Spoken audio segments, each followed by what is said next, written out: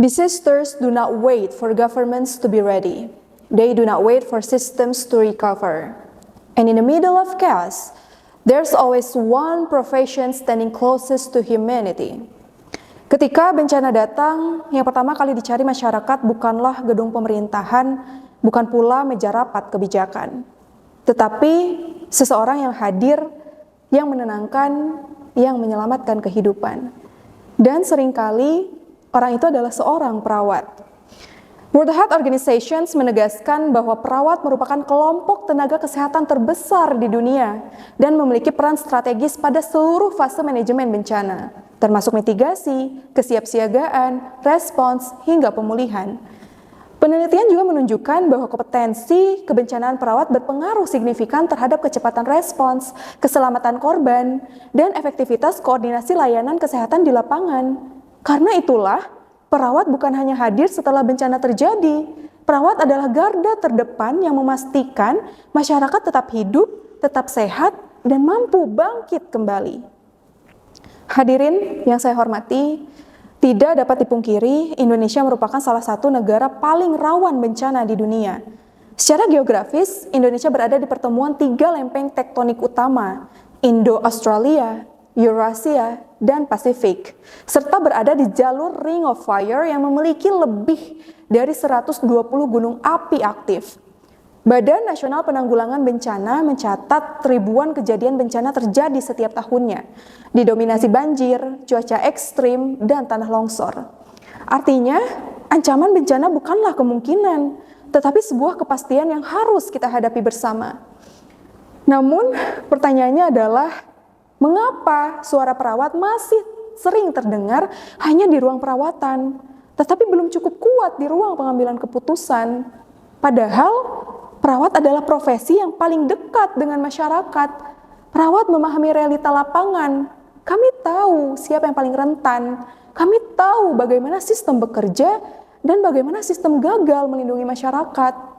Namun ironisnya, dalam banyak kebijakan pemerintahan bencana, perspektif keperawatan masih sering ditempatkan sebagai pelaksana teknis, bukan sebagai penentu arah kebijakan.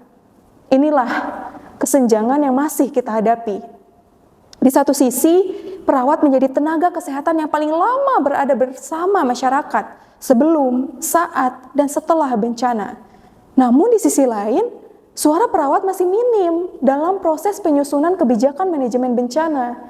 Akibatnya, banyak kebijakan belum sepenuhnya mencerminkan kebutuhan nyata di lapangan. Hari ini, saya berdiri di sini untuk mengatakan perawat tidak boleh hanya menjadi tangan dalam penanganan bencana. Perawat harus menjadi suara dalam perumusannya. Karena ketangguhan bangsa tidak dibangun hanya dengan infrastruktur, tetapi juga dengan kebijakan yang manusiawi. Hadirin sekalian, tanpa kebijakan yang inklusif dan berbasis realita lapangan, teknologi tidak akan cukup menyelamatkan masyarakat. Disinilah peran strategis perawat dibutuhkan. Perawat memiliki kemampuan holistik, memandang manusia bukan hanya dari penyakitnya, tetapi juga dari kondisi psikologis, sosial, budaya, dan lingkungannya. Bayangkan, jika perspektif ini benar-benar dilibatkan dalam kebijakan nasional bencana, maka sistem mitigasi kita tidak hanya akan fokus pada siapa yang selamat, tetapi juga bagaimana masyarakat bisa pulih.